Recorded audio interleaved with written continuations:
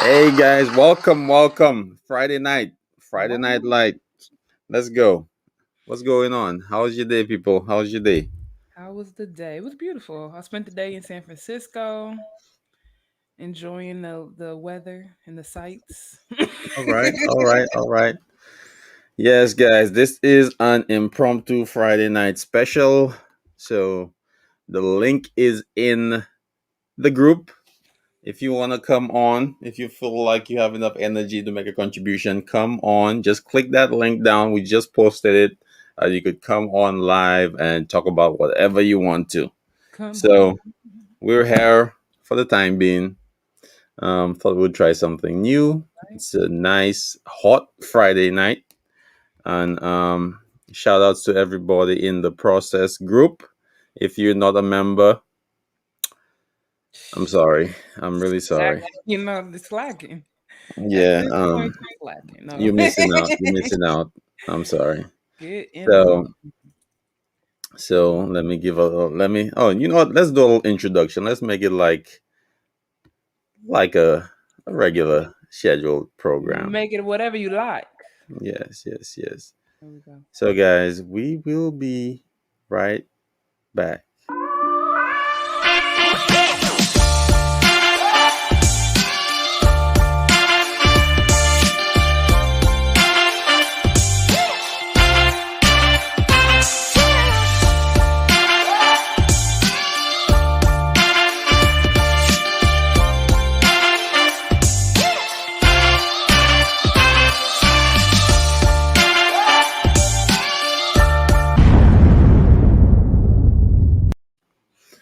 Bam! We're back. Round of applause, please.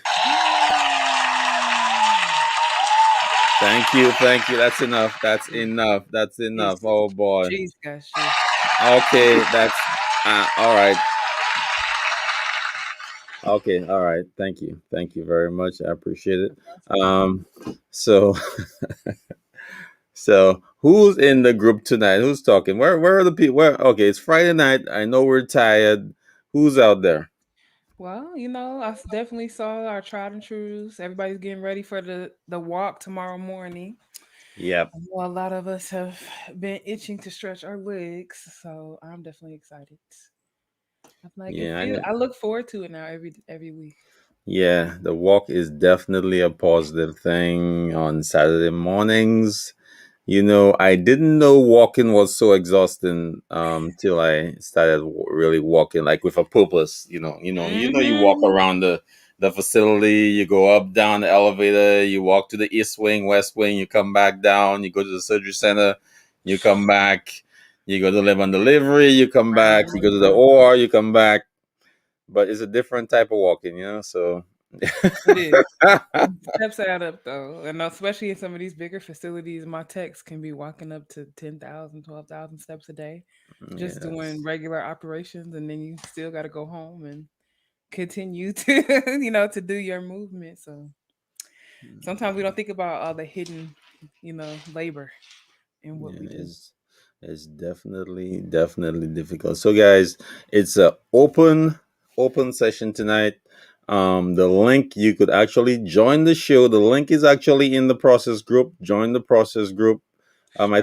think I think Facebook changed a couple of things. I think you could actually go in the group and check the post out. Just click on that link and come on the show. Now, ladies, you could, like, if you put your hair down for the night already, you could, tie something on and put it back up, or yeah, I mean, like, Nah, come you as wo- you are. you won't you won't prepared. We understand, we don't judge. We don't Wow, judge. we just took them scrub caps off. Or It's put it's right. still, it's still business hours out here for us. Yeah, yeah, yeah, yeah. Now, if you are at work right now and take a break, go to the break room and and click on that link and come on the show and just tell us how is work going right now on a Friday night. Do people work on a Friday night, or is everybody checked out on Friday? You gotta stay checked in. Still got cases on Saturdays. So. Sometimes sometimes that's not how I feel. I feel like people walk in to walk out. Oh, it's Friday. I'm gonna do. So I had a saying back in the day. So on Fridays you get a lot of minimos. You know why? They do the minimum allowed on a Friday. So, Nice. you know. I believe in the SPD team. They crush it out on Friday night. They're like, So, let me get as much done as I can. no, really? Oh, yeah, that sounds good though. All That right, does you sound have to believe it to achieve it at this true, true, point. true. So, We talked a little bit about that in the clubhouse last night. If you guys didn't get a chance to check that out, the sterile processing group yeah. on Clubhouse does a show at 7 p.m. They talked a little bit about the new EVS standards that just came out in Amy the amendments Hmm. and the fact that there needed to be whether or not there really needed to be some clear conversation about when and where you can eat your food in the hospital setting. And the break area came up quite a bit. I Yeah, was yeah.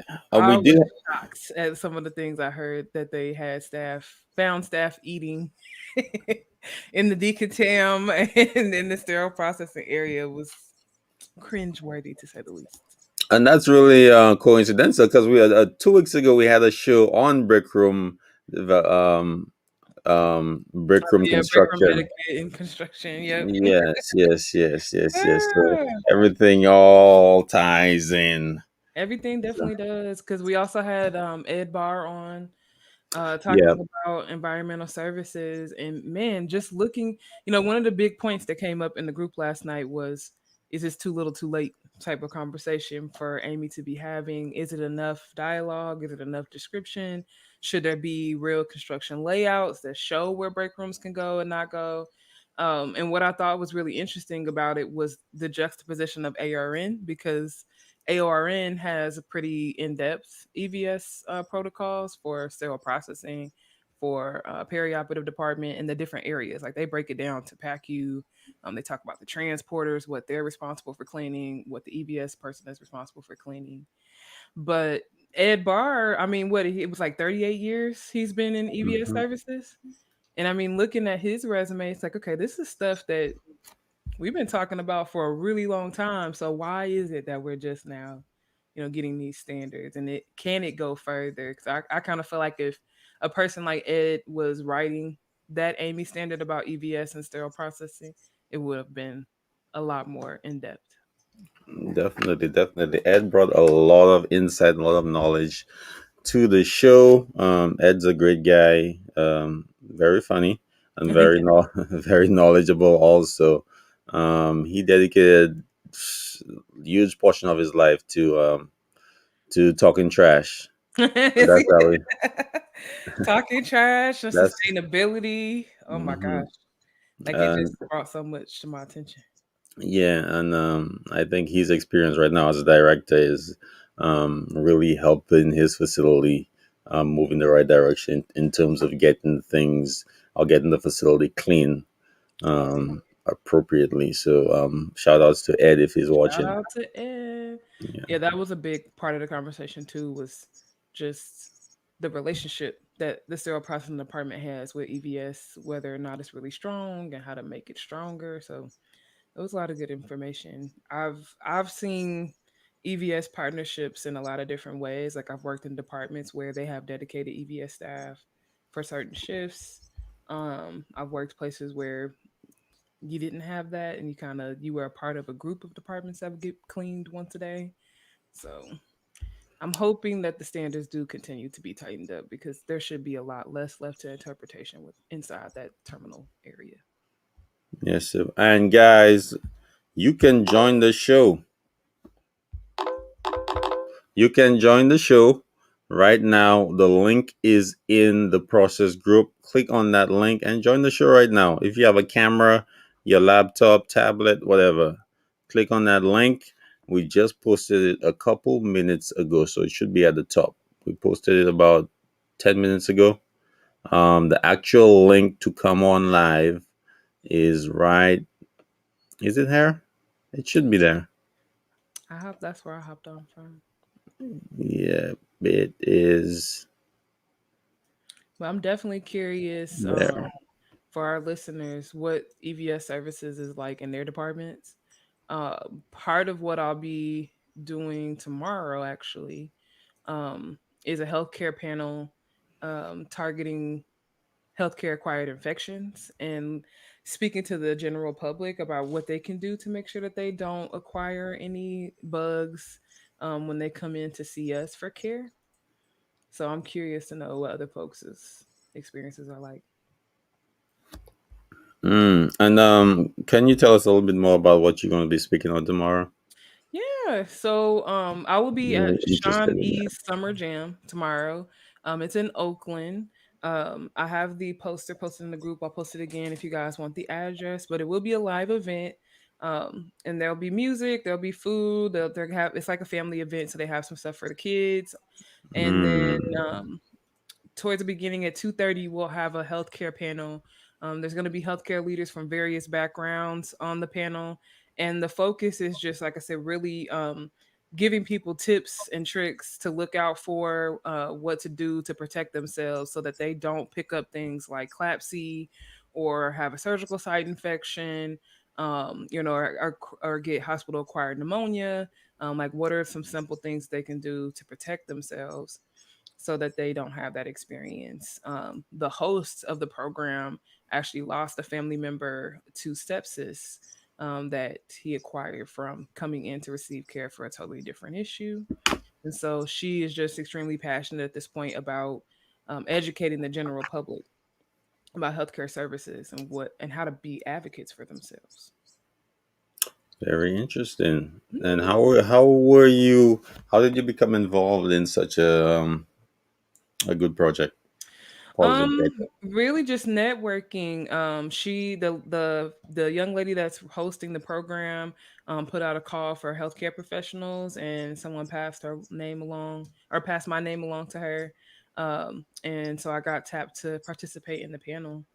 So yeah, it's just been a lot of interesting opportunities that have come up since I started doing the process podcast, to get to talk to folks outside of SPD, which is it's really similar to how I work as a manager as well, because to run SPD, you have to be in partnership with, anesthesia, with perioperative services. You have to know the folks on the floor, biomed, EVS. So you're always training someone from a different perspective about SPD. Um, Mm. so this will be a different opportunity to talk to just the general public. I haven't really done that outside of like doing rounds.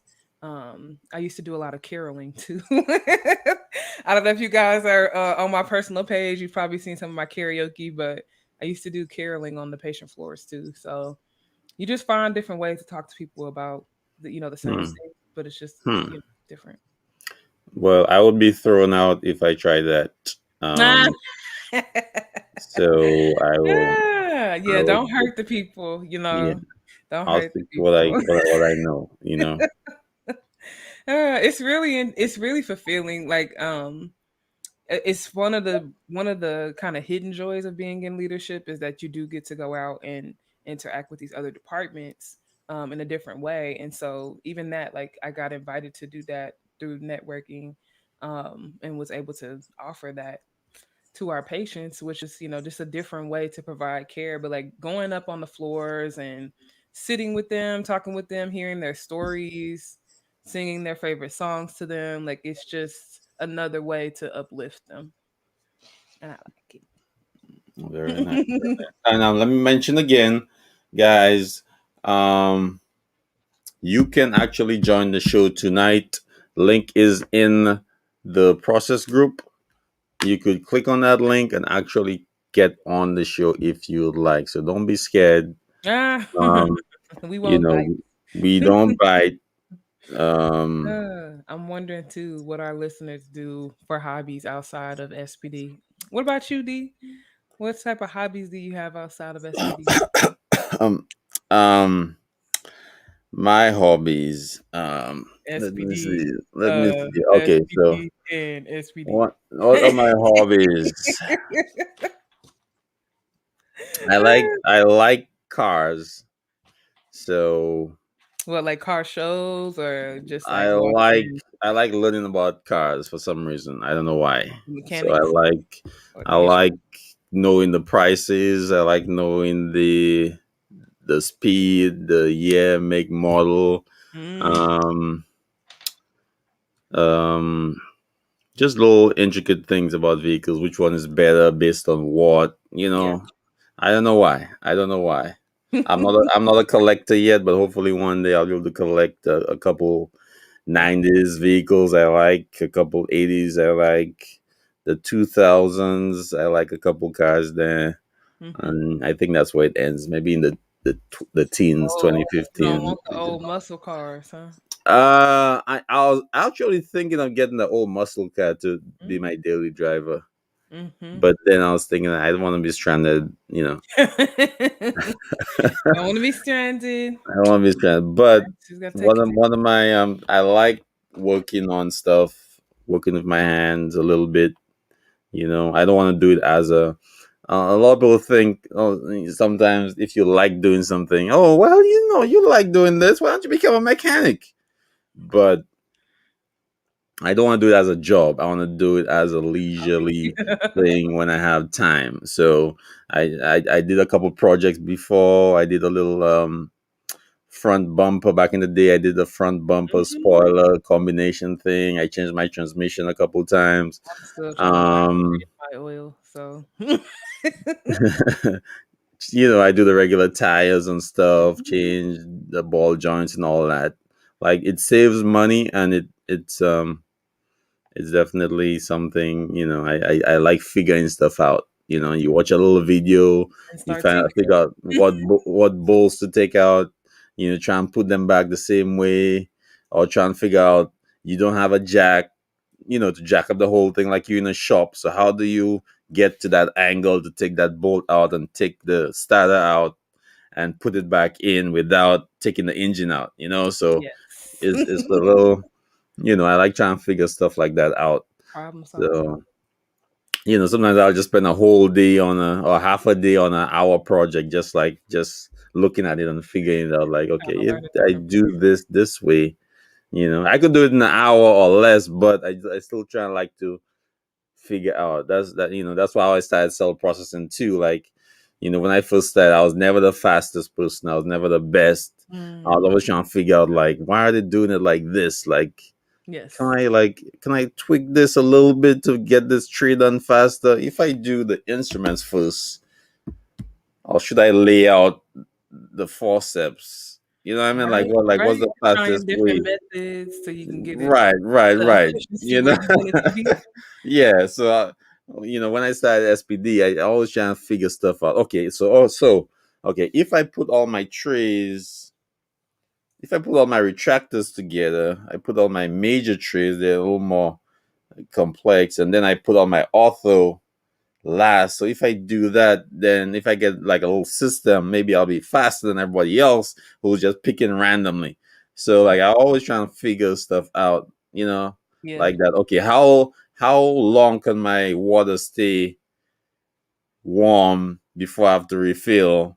So how many trays can I get in and out before that? You know what I mean? So I always Yeah. trying to figure stuff out to maximize the time, not use as much water, um figure out how much detergent I'm using, Mhm. how much water I'm using in my sink, so then I could get to my hand wash items in a timely manner. Like always trying to figure that stuff out. So It's like the type of stuff we tell the young techs, the new techs. yeah, Like you're gonna learn that as you go. yeah, yeah, Don't try to don't make speed your enemy. Just try yeah, to learn, ask questions, turn the problem over in your head. Eventually you'll be, a year, 2 years down the line and you're doing it with your eyes closed because you've developed your process. yeah. And I always watch those texts.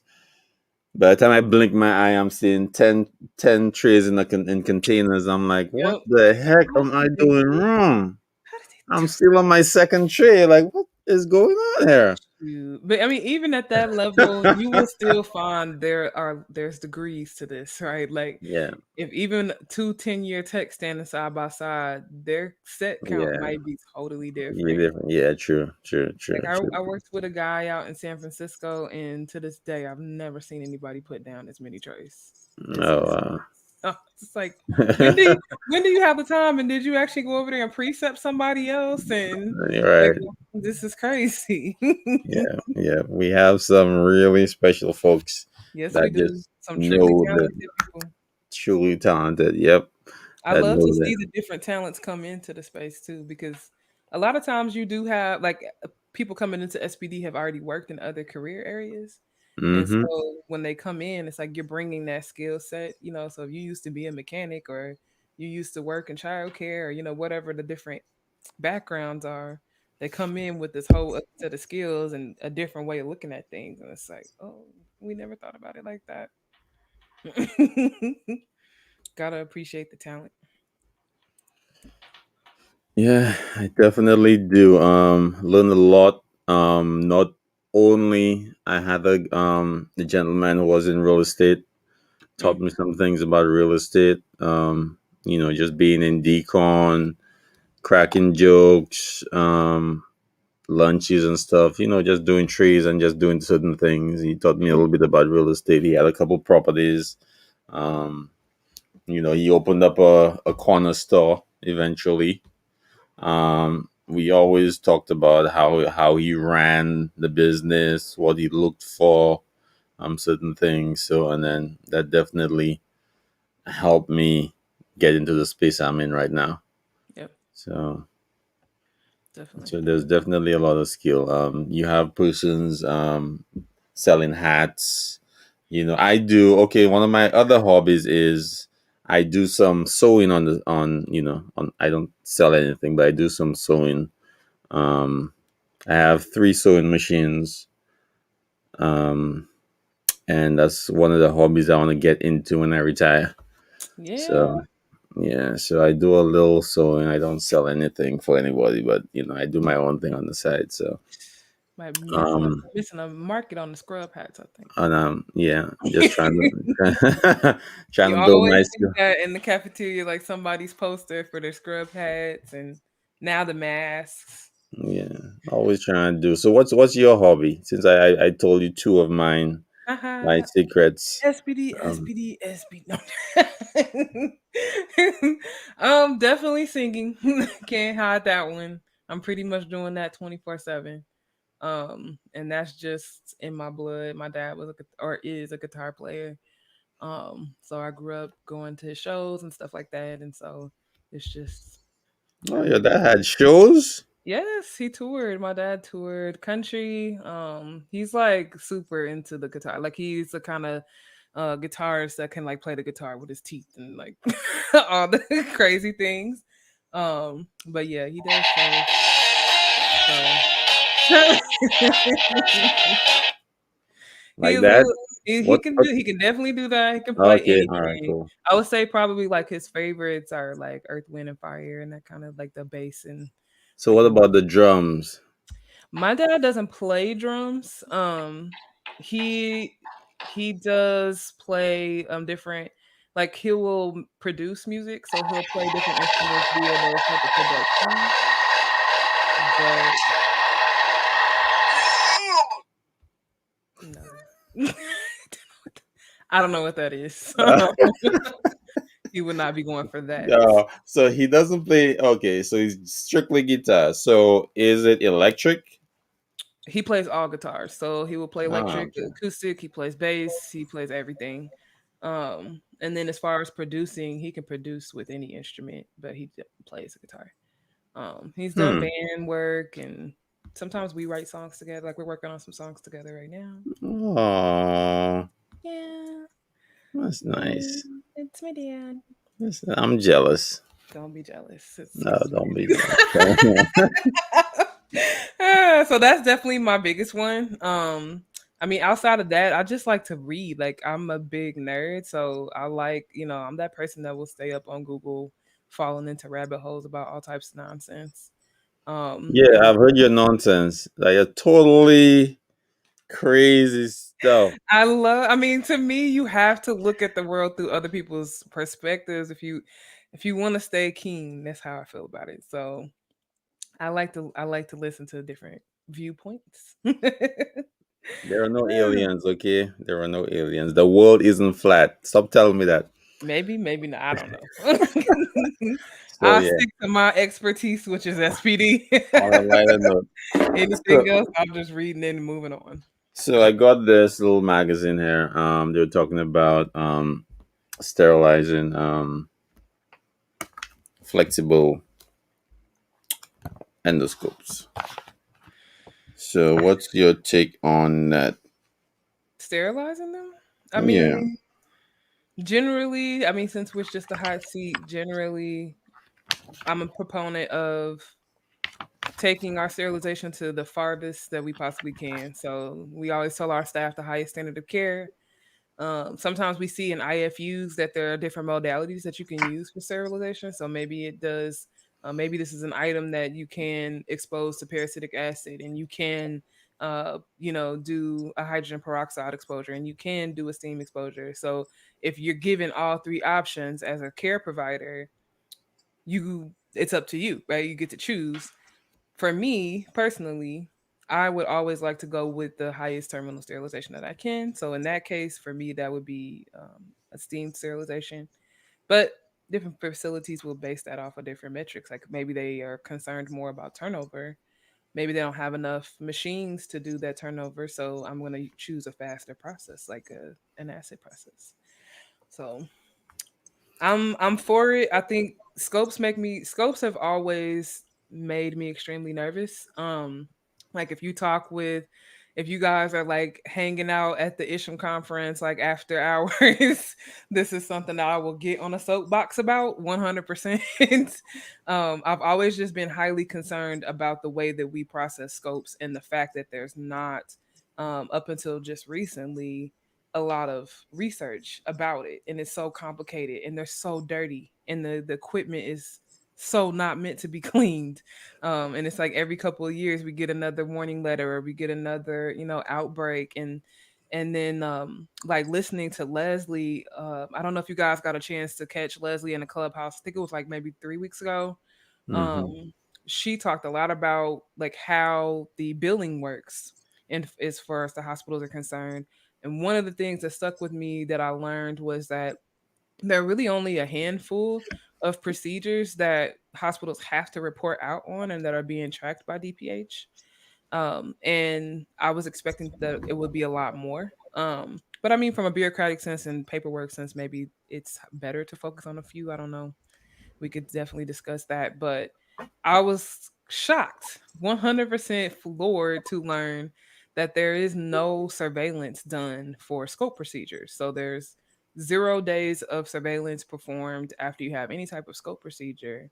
And what that means is that where they would where they could potentially assign a surveillance period, like let's say maybe 30 days.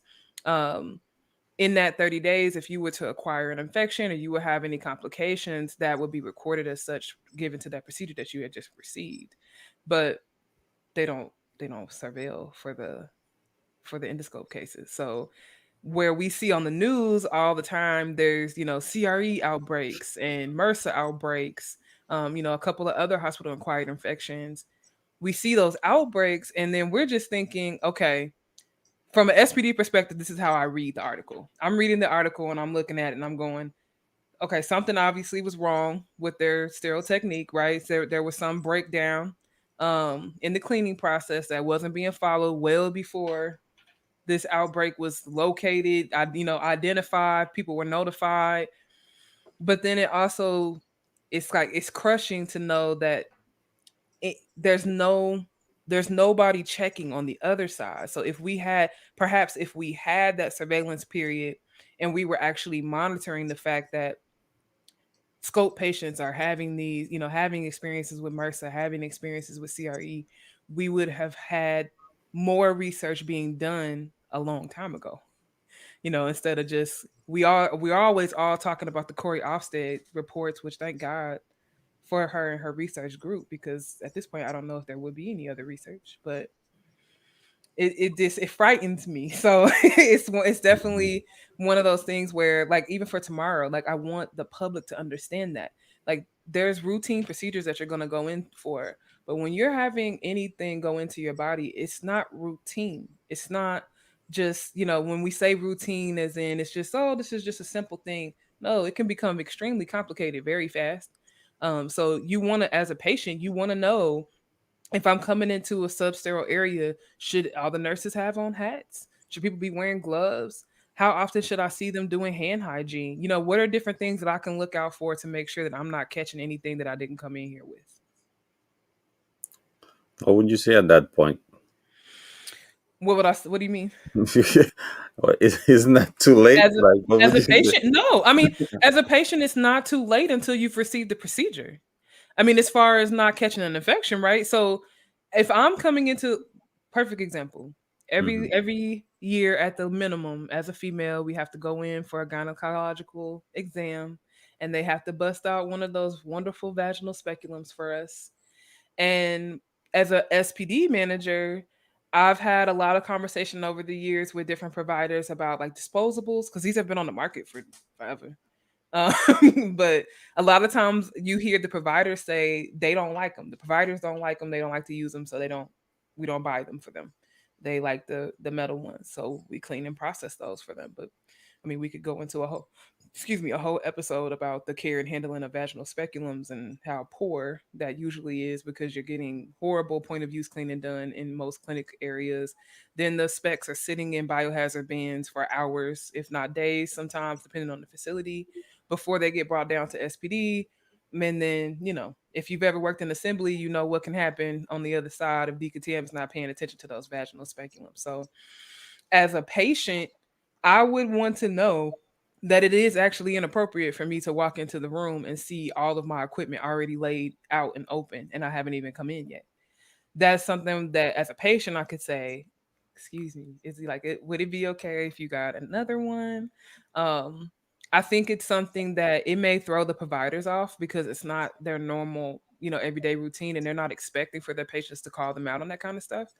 But also I think if patients don't begin advocating, apparently nobody else is going to do it to an effective point where we're not having thousands and thousands of people catching these hospital acquired infections. CDC is saying 1 in 31 hospitals will have one every day. So that's somebody that came in for care and came out worse than they left, and that is never how we want this to go.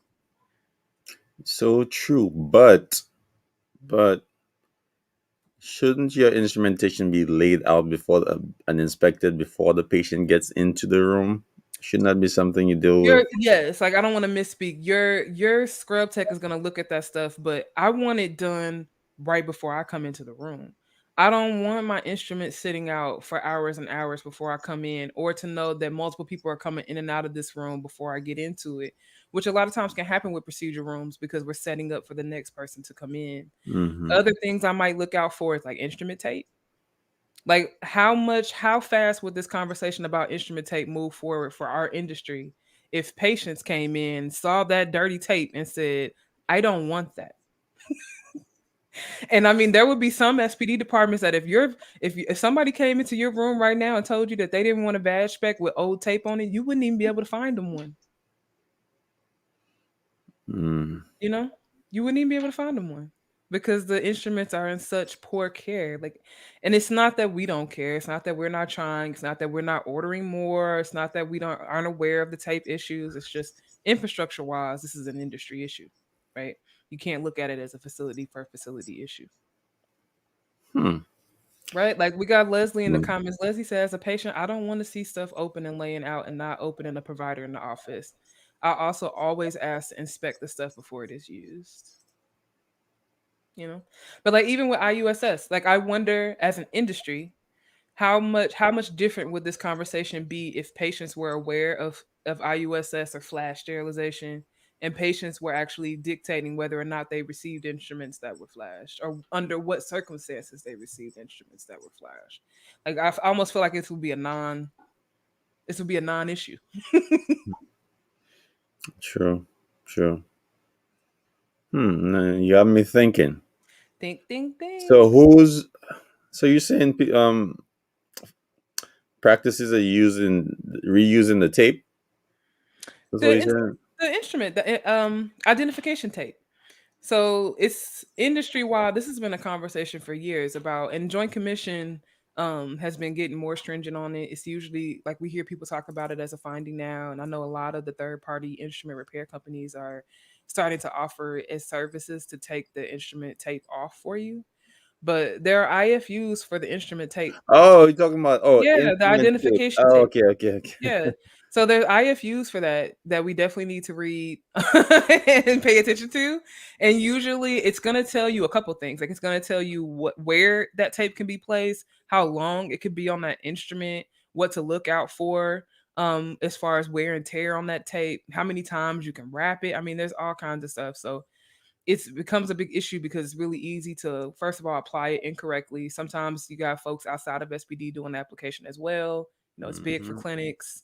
Um, and then you catch all that yummy stuff in the adhesive, and it just gets baked and Yeah, unpeated reconstitutes. and rusted, and yeah, Right? it Or stays just on. even that, like if patients knew to look at their instruments, how much of a conversation would rust be right now? They Mm. didn't know. Because there's some stuff, I mean, even and that could be a positive thing or a negative thing, right? Like what if patients are looking and they're just not understanding what they're seeing? Like maybe they see some color discoloration on the instrument and they're thinking, oh, throw this tray out because it's dirty, and really it's just a chemical reaction to the water type that they have. Or no, it could be a positive or in a negative. Do we want patients knowing that? I think so. I don't think anything comes out of ignorance for patients. I think it's only an opportunity for harm when patients are not informed. And I mean, as an industry, we're doing big things to make sure that patients are educated. There are whole, visitor programs designed around making sure that patients have adequate health information, that they know what to eat when they leave, how much to move, how to take care of their bodies, just understanding their new diagnoses. Maybe they've come in and they've been diagnosed with diabetes, and that's not something that they've ever had to deal with. So there's a huge market for education, for public health education. I think this is just a space that it hasn't been done in as much. And I think that's unfortunate because I think when you see stuff like WebMD comes out, I think, like I said, I think there's pros and cons where you have patients that are coming in and they're asking their doctors questions that they never asked them before, and it's kind of putting you on your toes as a provider. But also you have patients that are coming in, because they've seen a commercial for a pill and they feel like that's the one that they need, and maybe that's not the most accurate information. So I think it's for the best. Oh, we have another comment from Leslie. She said, "Same thing in the dental office. Those instruments should not be opened out of the sterile wrapping prior to you walking in and sitting in the chair." Dental offices. I think that would be a good episode to go over, like sterile products in outside areas, like how are they being handled in dental offices, clinics, even like nail salons. Nail salons. Mhm. A lot do tabletop sterilization of their like tweezers and nail files. But sometimes when I go in, I see the pill pack and it's labeled or it's folded in such a way that sterilization is not likely. Leslie, why don't you come on to the show? Just click on that link Leslie. and come on. All right. Put your hair back in a bun and come on. Come on down. I know She your said fingers getting she tired. I know said your fingers getting patients tired. have a right to hold their providers and medical facilities to a higher standard of care by being knowledgeable. 100% by being knowledgeable. Patients have the right to hold their providers and medical facilities to a higher standard of care by being knowledgeable. I Yes. feel like So that's the right. you for the patient in the room, opening the product, showing them that it's clean, and then using it, and you for the sterilization process of flexible endoscopes. I'm for providing the highest standard of care. Uh, So I don't want to say I'm for the terminal sterilization of flexible endoscopes because I don't know. Like I'd have to look at the IFUs, I'd have to look at the research to really sit back and say that that is going to provide the highest standard of care for the patients. I mean, just through our general understanding, that should. So if it does, that's what I want. But facilities are going to face a lot of challenges with that. Terminal sterilization of flexible scopes is not easy, even if you're doing it with hydrogen peroxide. Like let's say you're doing ASP, you're using the steroid units, or if you're using Steris, you're using the V Pro units. Those items have to be completely bone dry before you put them in there. That means that you have to have a drying cabinet or a drying process. Not everybody has that. So it's tough. And then even that, the scopes are extremely expensive. Not a lot of facilities have a large inventory of them, although they will have large caseloads. So they're going to be expecting that turnover, and I don't know how that's going to work if each one is terminally sterilized. Yeah. I see you giving everybody a shout out. Don't forget TSO3, which is now owned by Striker, I believe. TSO3. Yes, yes. I've never worked with that one. Yeah, so they are currently under Striker, and they're selling a couple more units in my area, I believe. I Mm. heard so. Um, it's taken a while, but I think the floor space in issue is one of Yeah, the floor things space is a major issue. keeping Most it. of these facilities are 100 years old, 50 years old. Mhm. The footprint alone to put in something like a metabator, Yeah, big. And then you got plumbing, you got, yeah, no. yeah. It's not I think simple, that's one. Done it all. So right? Leslie stopped. I believe I scared Leslie off. I asked her to join, so she's Okay, not bullying typing. Leslie in the comments. She don't. She, She she's said not she good typing right where anymore. she at. Okay. She's like, "Oh no, let me not. Let me back So off a little guys, bit." we got Leslie coming up soon to talk about some of that data around the billing. So I'm excited for that.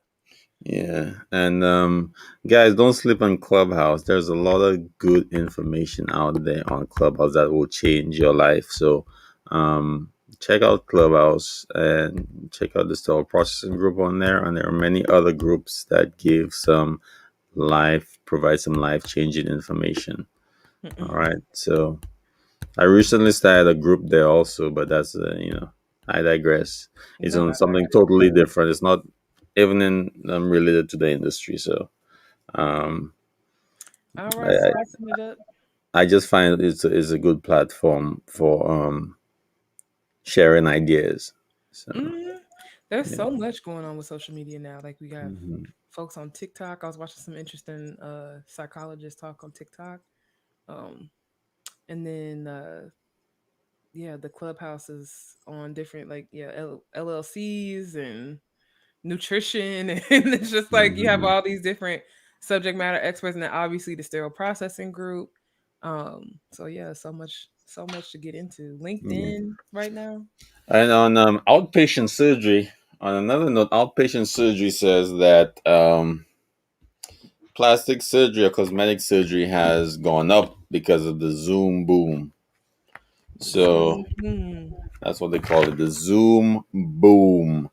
So plastic surgeons are dealing with an unexpected spike in demand for cosmetic procedures fueled by patients who work remotely during the pandemic. So now if you're on, your podcast or your Zoom meeting, people want to look good. So a lot of people have been getting little touch-ups here and there to I increase think you should.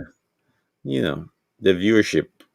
Oh, to like bring their Oh, numbers up, kind of oh thing. yeah, to bring the numbers up or just look good in that meeting, because Do you, you know, boost? Whatever you makes know, you happy. That's what I want for y'all. I so just want you to be safe when you go in those surgical suites. yeah, so They it's yeah, so I definitely ain't got the understand that. filters on.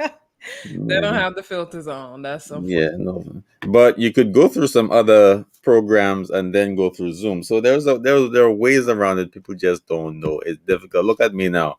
So there are ways around getting your screen how you want it. So I'm still working touch ups here and there. So Touch ups to um, I have a goal in mind.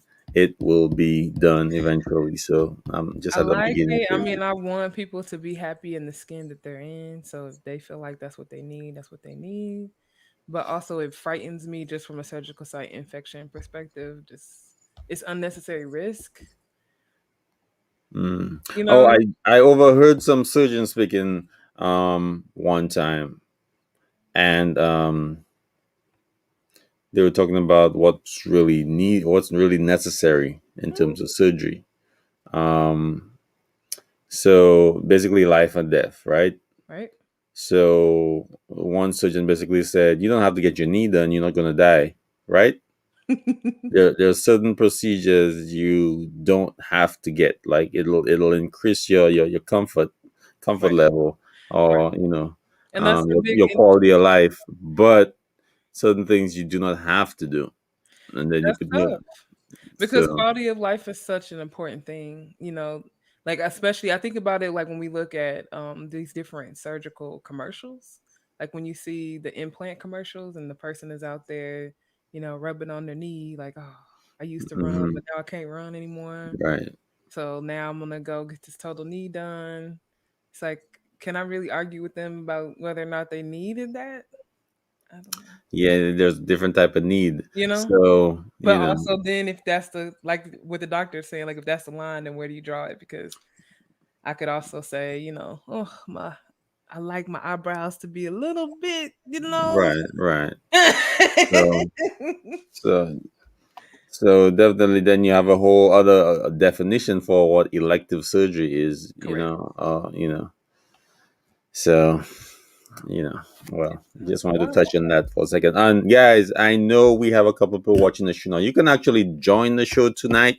The link is in the process group right there. The big The blue penguin. Click brain. on that, and you could actually come on the show. And then you don't have to follow any topic we have now. We could set a brand new topic if you come on. You could promote whatever you want. Come on and talk about. Just say hi, hello, whatever you want. Just click on that link, and you can come on the show right now. No. So I don't want to scare people and say, "Oh no, let me not watch." He's gonna know I'm watching. Just click Nah. on the link and come on, say hi, say what's on your mind, what you've been seeing in the field, what you want addressed. This is your chance to speak your mind. All right. And somebody else is on here. I have to I'm check just to see. dropping a couple links right now for hospital acquired infections. So if you guys aren't familiar with the various types, you can take a little deep dive there through the CDC information. So I just put in central lines and COTIs, which are catheter associated urinary tract infections. But we also have SSIs, which are surgical site infections, VAPs, ventilator associated pneumonia. So there's quite a few. So I'll drop those down in the comment section if you guys are interested. Hmm. Yeah, I'm man. still. I'm Hand still. hygiene. Can we talk about? Okay, hold on.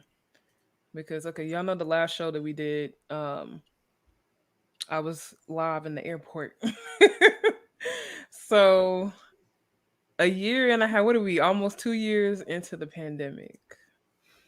Oh yeah, Sarah Cruz is our hair. Thanks, This is Sarah. my public service announcement Oh for yes, I for forgot you. all My of us. bad. Okay, guys, wash your hands. Okay, you have to wash your hands. It's not an option. You have to do this, and there's a process. Okay, there's a process for everything.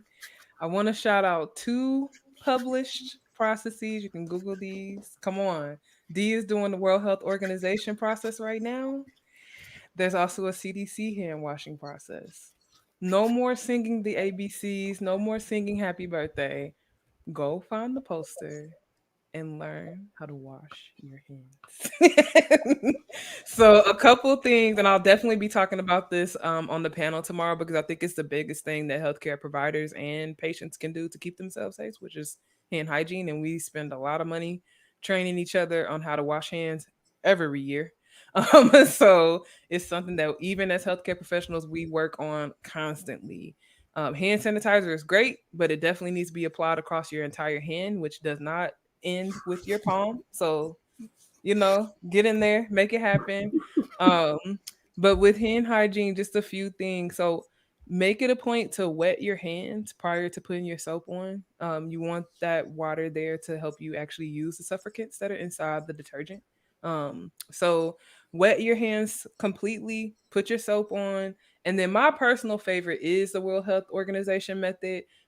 which requires you to wash your palms, to wash the backs of both hands, to capture your thumb area. Because you guys will notice, like, if you lather your hands up, your thumbs will be just out here looking all bare and lovely. So they go here next. So you're doing this action, and then your nails, also the nail beds, because there's lots of fun stuff that can be here. And ladies, as much as we love to do it in SPD, our gel, our polish, our acrylic is all out the window, and it's for patient safety. It really stops there. And even the length of our nails, because like I'm on vacation right now, and even the length of my natural nails are too long. So I can catch all kinds of stuff under there. And especially if I'm washing my hands like this, I'm not gonna get any of this action. I'm not gonna get any of this. So please, I'll drop the link for World Health Organization hand washing method. I also found the one for CDC. But check those out. And hand sanitizer is great, but anytime that you can use soap and water, please try to do that. All right. Should I give a round of applause for that? That Please, please. definitely It's is. a PSA for the people. I'm trying to keep y'all out of these ERs, keep you out of these ICUs. You don't want to hang out there. And even if you do have to come see us, I don't want you picking up bugs that you didn't come in with. So clean hands, and absolutely, just like Leslie said, patients have the absolute right to hold their healthcare providers to a higher standard of care. They most hospitals do have a policy that they are to wash their hands upon entering and exiting your room.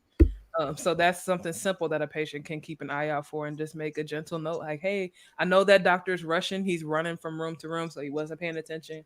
But I need you to hit that hand sanitizer on your way in and on your way out. Definitely. Positive vibes, Right? positive It's love. It's all advice. love. I want us healthy.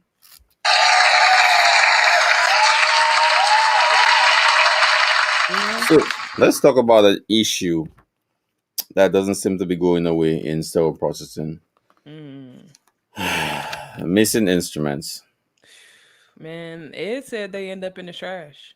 Yeah, I need some of those because I'll be making a killing on missing instruments. So no, so I've heard a bunch of different processes. You have metal detectors, but shouldn't we just go back to the counts, the regular counts, to see if you have Ooh, you everything and trying to put them raise back in my the blood tray? pressure. No, but to me it's so simple. Just stick to the basics. You have the All instrument, right. you do a count, you put them back in the tray, you send them down to SPD. Simple, easy. What's wrong Simple with that? to wait, remember, simple to us because that's not our area of expertise. And I do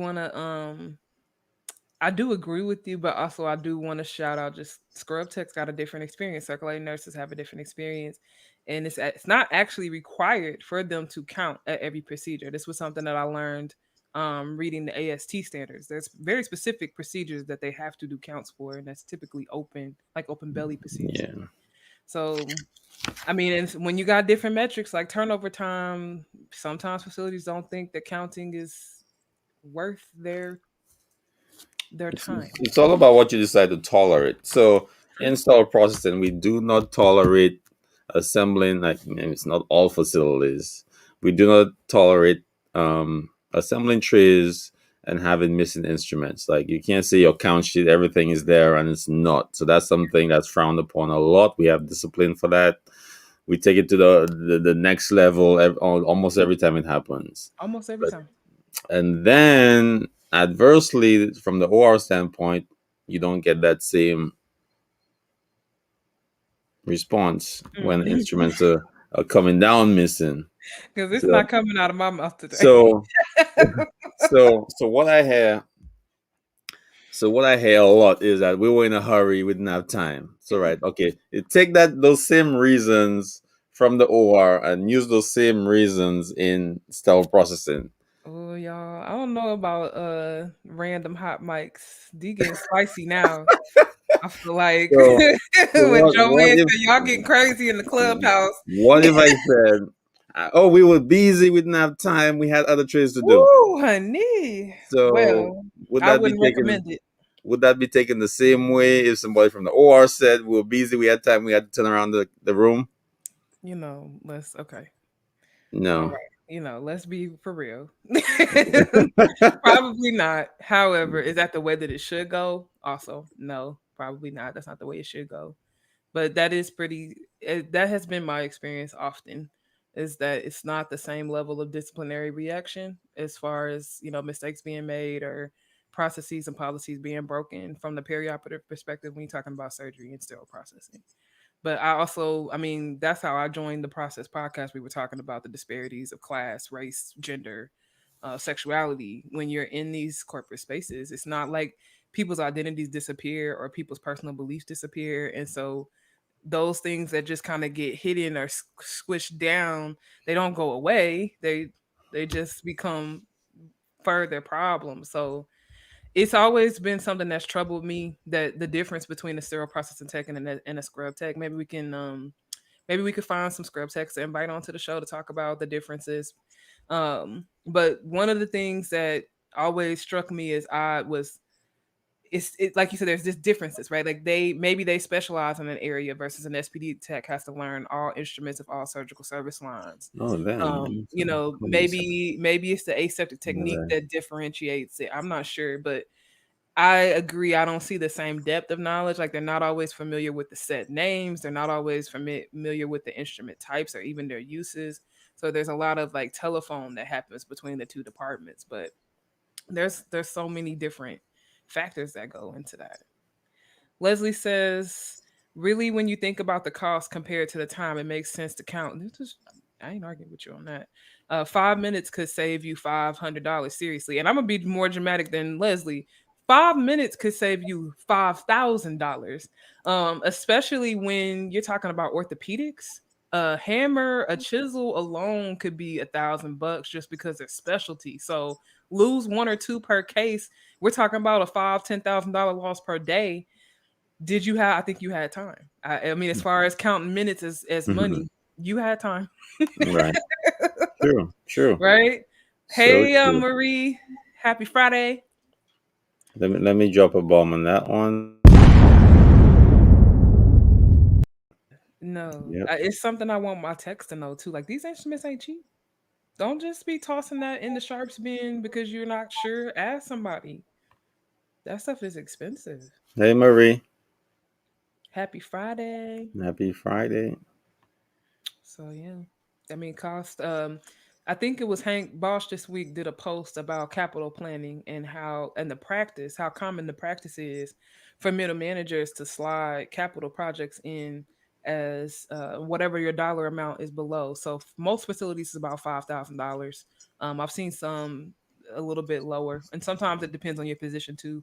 You'll have different cutoffs, like maybe because your manager is set at 3,000, and then the director has 50,000 or whatever. um but like absolutely across the industry, it's one of the only ways that I've seen SPD be able to successfully get instruments on a continuous basis is by sliding them in under capital or taking Oh. these large retractor trays that would be $80,000 and waiting 2 or 3 years on capital, and they're breaking it up into 20 quotes and paying for it that way. So guess who we have on here? Yay, who we got on? We have Dun, dun, dun, dun. dun. Sarah Hi Cruz. guys. My Hey, favorite hey, hey, SPD hey, Sarah. nerd. How you doing? Yes. What's up, CSS nerds? How you doing? Good, how are you? Okay, I am just show up, finishing up with work and I saw the Jesus. call to come on and I thought that was really exciting. So I said, yeah, what's up? Yeah, right? just trying to switch things up a little bit. Too much of It's the regular Friday. scheduled programming. So we decided to just hop on and just talk. Yeah, I I, love it. I love a nerd out. That's what's up. I'm Yeah, finna so shout out Sarah's hairspray because she just did a shift of SPD and this curl is popping. Okay, it's popping. Yes. I got a really good bouffant cap that I got from Thompson Tops and she does me right, man. She There does you these go. curls right. There you go. hmm. Thanks. Hmm. Interesting. What's new for you this week, Well, Sarah? yeah, what's going on with you, Sarah? Well, I'm speaking at a conference tomorrow, which is exciting. Talk to us about this. Yeah, tell us.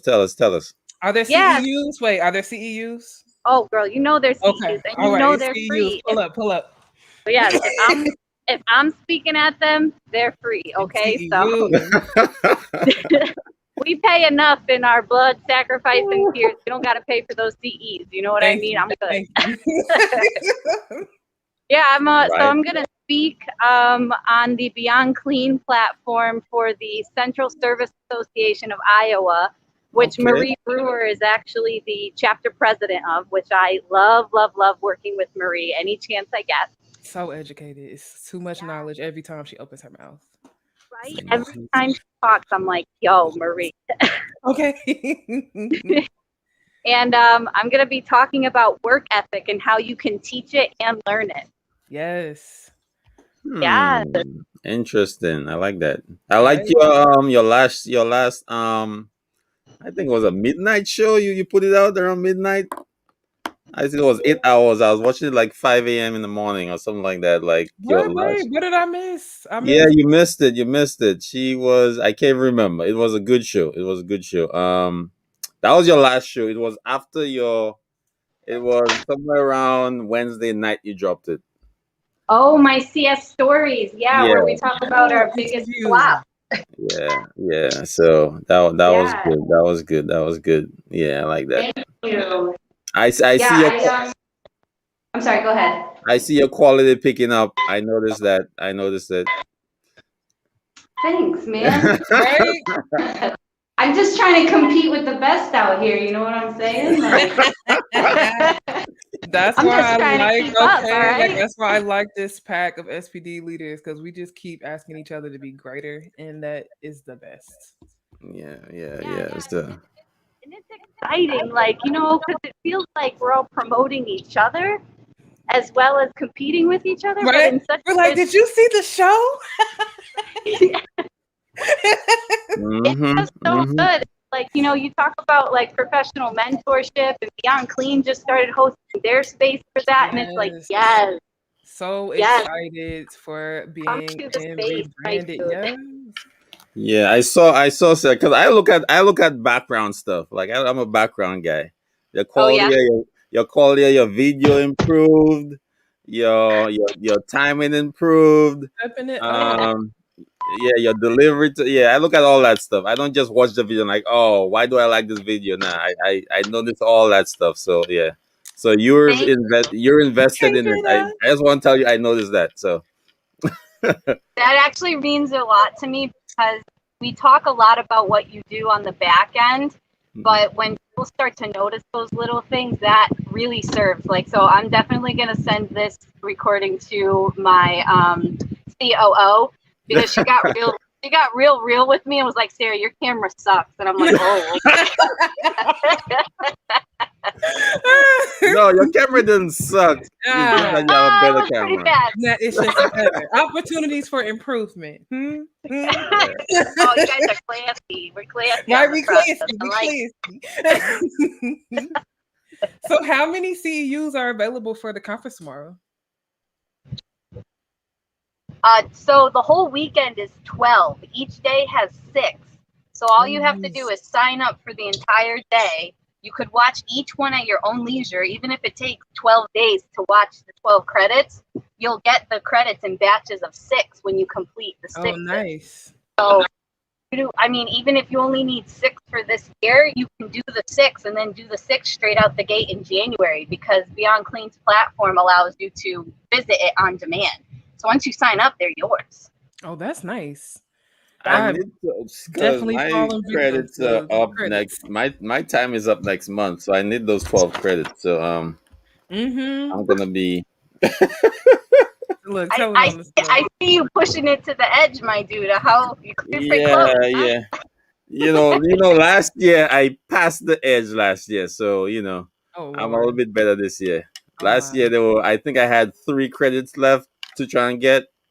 Oh, So oh, like, yeah, I had to figure something out. Yeah, real Well, quick. go ahead and pack it in for the I was about to CSA. lose some certification. I can't remember what, but I was about to lose something. You know. I'm about to Yeah. do some letters. I don't know Me where they're too. going, but they're not I gonna don't be know if mine. it's the CIS, the CHL, the CER. I don't know which one, Right. but didn't keep them Yes. all. No, exactly. And it's like, I don't know if you guys have ever participated in this type of platform. It's interactive. Like it has a chat box, it has an active Q&A series. It lets you draw on the presentation while you're doing it. Like I personally do a lot of interactive presentations, and this really, it's not like your freaking Google Teams or Right. Or just Zoom. a regular Zoom where you're just sitting there watching someone talk and not able to interact with the experts on the stage. Yeah. Yeah, it makes a That difference. in person. Marie So is in the comments and she said we will have links housed on our Central Service Association of Iowa website if you need to sign up later. So okay. if you guys haven't had a Central chance to Service of sign up Iowa. for this 12 CEUs across the weekend that you can access at any point, it's going to be on the Central Service Association of Iowa's website. Yeah, and Marie's chapter page is actually really easy to navigate to. So when she says it's right there, it's literally right there. You can get right. Right, you're not scrolling forever trying to find Okay. Yeah, the link. What's yeah. on there? And I am excited to talk about work ethic because I think there's this belief that you either have it or you don't. And I think that mentality is crushing our industry. Absolutely. Right? I don't know, your thoughts.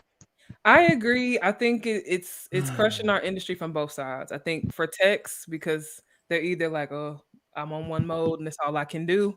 And then for managers not understanding that it's a skill set. So if the manager doesn't understand that it's a skill set, then they're not actually building it and they're just kind of falling prey to whatever their tech is currently at. You might be losing out on talent by not really pushing them to their full potential. Yes, my girl, and you said it. You said it. Losing talent because you're setting an expectation that you aren't making quantifiable physical indicators of success to achieve. Yes. You know how frustrating that is? It's like, I need you to be a hard worker. And you're like, but how? And they're like, I don't know. Just do it. Just do it.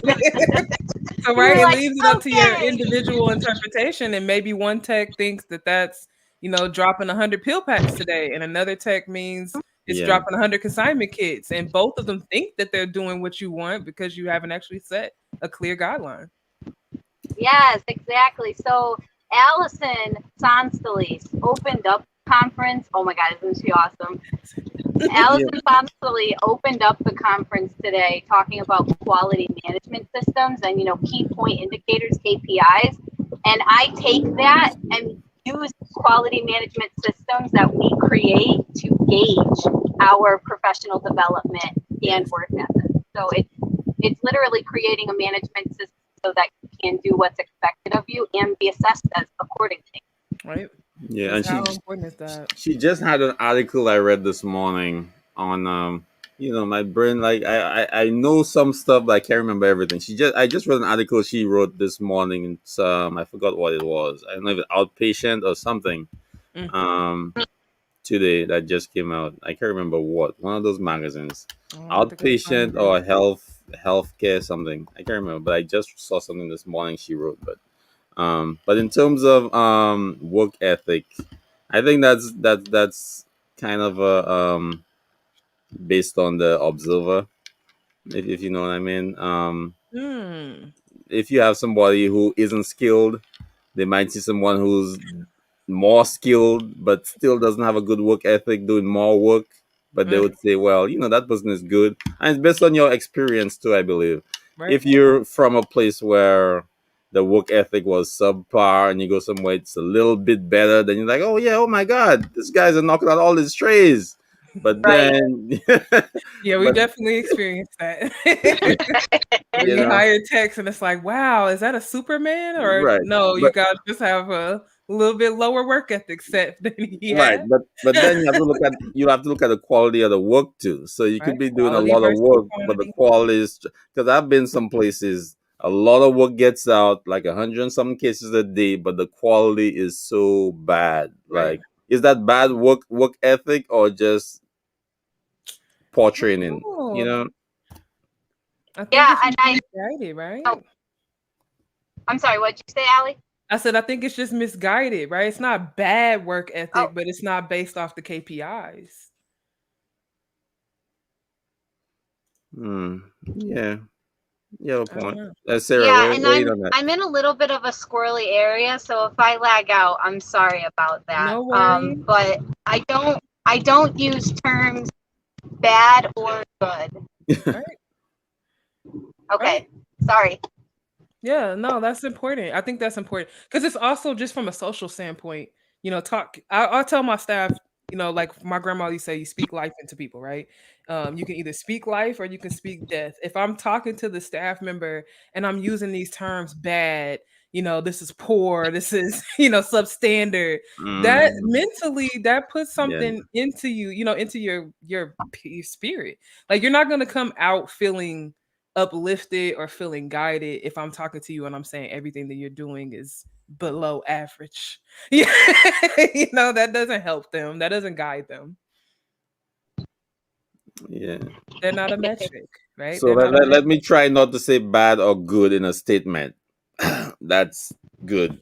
Yeah. We use the so metric. So Sarah, let me ask you. Maybe this is like a little preview, but how would you say managers should frame a conversation like that? Like let's say I've set a metric and you're not meeting the metric. What are some verbiage that I could use to talk to you without making you feel like a loser? A loser. No, Loser. no, that's a really great question. So I don't leave it up to management to decide what they're going to say because we let our quality management systems frame the exact verbiage we're going to use because that's what we'll use in the assessment analysis or the evaluation, dare I say. Right. So we have that meeting and we're going to define dedication. That's a word we use for work ethic, right? Like you're dedicated. So how do you build something physical and tangible to gauge dedication?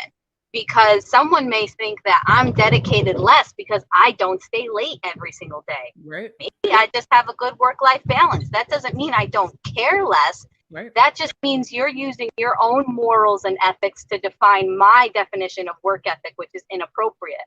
So by building up the exact structure with our quality management system, I can say punches in and is on the floor within 5 minutes.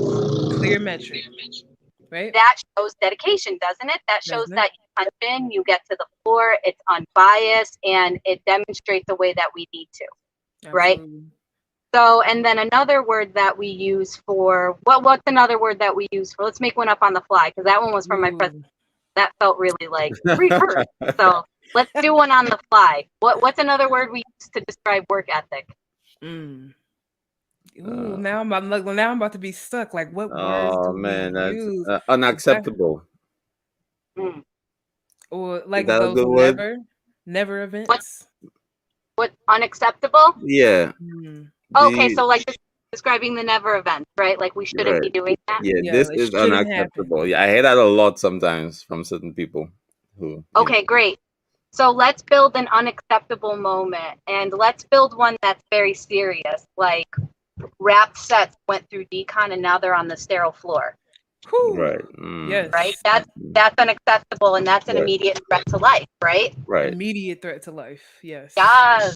So how do we build out something that serious in an ethical way to gauge that? We already have that built into policy and our standard works for hard skills, right? Our SOPs should denote that when a wrapped set comes into decon, it's automatically considered contaminated. So first of all, if you don't have that built into your decontamination SOPs in your hard skill application, you got to do that because anytime you don't have something in an SOP, it's open for personal interpretation, my reflection of morals and ethics, right? Right.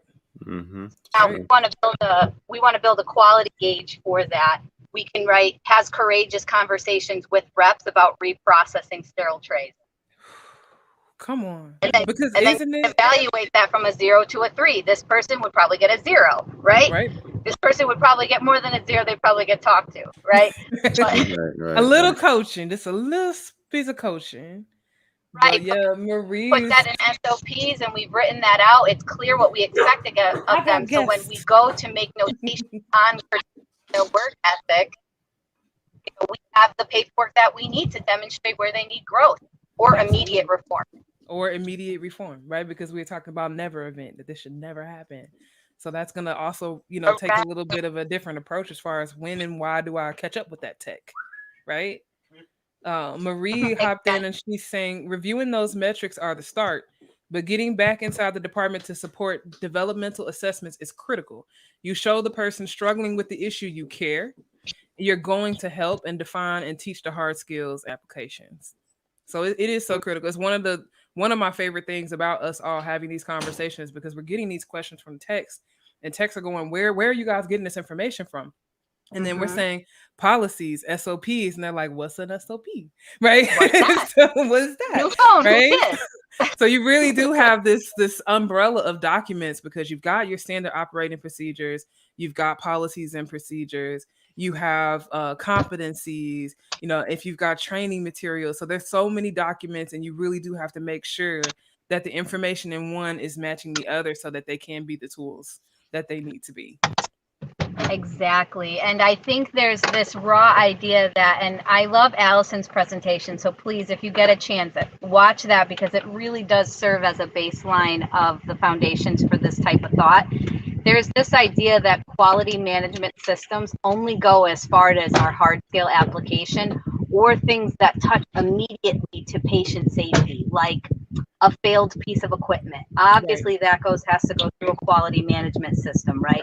But I stand to argue that things like work ethic and soft skill application and personal and professional development are also end goal touching with patient safety. Absolutely. Because when you coach and develop physical indicators for work ethic, the patient will always because it's the only thing that allows you not to be a micromanager, right? We all say we don't want to be a micromanager. The only way that's possible is if I have whatever my staff says. If I have 20 techs, I need 20 subject matter experts on the floor right now, right? There's no shortage of knowledge, there's no shortage of skill, there's no shortage in the standard. If the manager can't leave the floor and everything still runs with the same level of care, we've got an issue, and we really need to put it into that system that we're reviewing it, we're reviving it, we're coming back to it so the staff understand that is what's supposed to happen. It's not supposed to fall apart. It's supposed to be this continuous. We say continuous improvement all the time, but that only happens if you have these quality management systems directed in the right way. And I just love that you added that. Like, it's not just the hard skills, it's the soft skills, because the soft skills are going to take you where the hard skills cannot go. They can't go with you when you're in that issue and you're on your own. You got to figure out what to do. Yeah, exactly. And I think there's such a demand for, listen, on some real stuff, there's a lot of job positions open in sterile processing. And although I realize we're having a hard time filling them, I believe a big part of that is because we have the same level of technician applying the same jobs. Yes. So everyone's applying for these entry-level positions because they don't know how to present themselves professionally in a way for higher positions. Right. And I know you can lead from any point in the department. I would never disenfranchise that. Mm-hmm. But I got some people that are tech ones that they should be shift. Yes. They are amazing, but because they can't orate or dictate what they need in leadership, they're completely overlooked. So absolutely. I believe that by placing quality management systems for PIs, KPIs, quarterly assessments, let's build some brackets, build some metrics. Like let's make the soft tangible so that we can create do these audits. Let's be on the floor. Let's get in there and do our own surveying. We should not only be rounding on our areas when we think we're getting ready for a survey, right? That is a problem because what about the other patients that are visiting us? And it's true. And I've heard, listen, and I remember when Deannard started the process show, he would speak on benchmarks in the industry and how we have none. And I think it's amazing how, especially Deannard, when you post these questions to your groups where you're like, why do we wrap sets in rectangle or square folds when they're rectangle? Why, how many sets per hour is okay? Like these are all the type of questions we don't have benchmarks for. We don't We have don't know. Nobody We- knows. Right, exactly. knows. Nobody knows, so that's that's why it's Right. interesting because What nobody our really. IUSS rates should be, how low should it be? Like sometimes I hear people say, lately I hear people say 5%, your IUSS should be under 5%. And I'm like, where did that come from? 5% of what? Where's this? And then 5% of what, right? We Right. had that long conversation of how are we even calculating it? Are we all calculating it the same way? Maybe. No. Not. Nobody knows. We don't know what we're doing out here. We have no idea. We know what we're doing out here, but we don't know how to get it onto paper. Right. So like quality management systems or even our tracking systems can help with that. Like I don't know if you guys are privy to Ascendco. They're amazing. Like the quality management system reports they can come up with is like I'm no like professional with Excel at all, but I try real hard to make those columns equal sums. Okay. Shout out to all the Excel pros. We love you and we appreciate Yo, you. I don't know if you We guys ever get respect a you. chance. Try to get Jake Mahue on here. He's the sterile processing meme guy. For just as funny as his memes are, his graphs are. Yes. Oh my God, they're like art. They're Definitely art. have to do that. Definitely have to do Yeah. that. So I mean, I think we're on the precipice for making our own benchmarks, and I think we have the technology available. And now we just got to put it out there. I'm ready for my IUSS number to be wrong, just so someone can come. I'm ready. Let's put 2. I don't know where I got that from, but 2. There you go. I'm ready to see the magic, the processes that are out there that we don't know about. That folks have cut, their IUSS to 0 or under 1% or what. Like I want to see the wins and the losses so that we can develop the best possible program for our patients. That's how we get those industry standards, right? Is having these conversations across lines. We can't live in a vacuum. And what if like we put this revolution? Listen, all right, here comes a moment. Disruption. Right. See, this is why we went live. Ready? What happens if we did quality and quantity? Look, mic drop, cuz. Hold on. One second. Mic drop it because Can it happen, SPD? Look, we're gonna wrap there. Can it happen? Is there a point in the industry where we have quality and quantity? We're meeting demand and we are not compromising anyone's care. I think revolution. I don't think so. I think it's just what's up next. Right? What's up next? Yes, I agree. I'm so excited, Sarah. Thank you so much for coming on with us tonight and doing our little popcorn jam. We appreciate it. Please tell them one more time about the 12 CEUs that are available this week. Yeah, definitely, because I need all 12. Yeah. All 12 for these triple crowns to hold. I need all 12. Yeah. Okay. So you can sign up on the CSAI's webpage that Marie was referring to. You can also sign up at educate.beyondclean.net/CSAI 2021.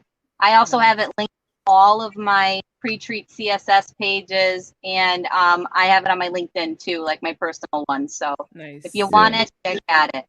And guys, I'm not typing it in. I can't type that fast. So just rewind and write it down. Rewind and write it down. Okay.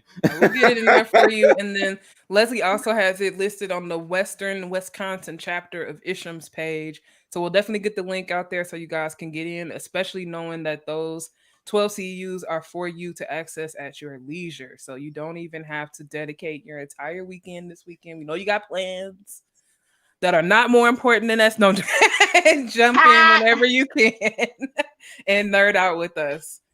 Yes, CSS nerd out, SP out. Oh, thank you guys so much. All right, yes. Oh my God, thank you guys for letting me squeeze on here. I had a really good time. I'm gonna go eat some Chinese food though, because it was enjoy. Well earned. All right. Hey guys, thank you so much. I think the voice that you guys are bringing to our sterile processing field is so valid and so important. And please don't stop. Can't stop, won't stop. I love it. Keep it going, guys. Yep. Proud of you. All right. Thank you. Bye. Bye. Bye. Bye. I like that. Yes. I All like that. right. I love it. Bye. Bye. She. Well, we know Sarah won't be hopping on the walk tomorrow because she will be doing the CSIA conference. Yeah. But if you guys are available, the room will be open from 8:30 until the last tech leaves Eastern Standard Time every Saturday. Yes. And guys, thank you so much. What time is it? Yeah. I think you still have 3 minutes because you told me 10 minutes. I told them So. they wrap it. So. Hey, Becky. Oh yeah. Oh yeah. Hey. Right, I watch my comments. Uh, It was some good ones. Rebecca, sometimes I feel like that setting oh, that was quality Rebecca. benchmarks could be detrimental to patient care. Ooh, Mm. this is interesting. I definitely want to talk more about that. Yeah. So we could pick up anytime, or we could add it to the Wednesday show. Yeah. Yeah, because I like these impromptu shows. Just come on and invite anyone, and you guys could come on. So we'll probably do some more of those. Just post the link in the group, and anyone who wants to come on, we'll just freestyle it. Um, Freestyle. and come on, we switch to any topic we want because I believe we do not have enough conversations on CSS on this platform. So um Well, any right. conversation, and we have so many different opinions and insights, Yeah. and I get new insights every day talking to people, like Yeah. um I mean, I in think the it's like field. Sarah said, it's what's up next is getting all Yeah, these voices out, getting all these opinions out. yeah, and everyone has a different experience, and that definitely um helps educate everyone. So Sarah just showed me, taught me a couple of things there. On the Right. last show, she had a couple of things. I was like, oh, that makes sense, Learn something new and every then day. you use that, and you take that and you build off of it. There you So go. I definitely appreciate everybody in the space right now who's putting out the effort to make things better. And All Sarah, your quality, you're right there. You're right there.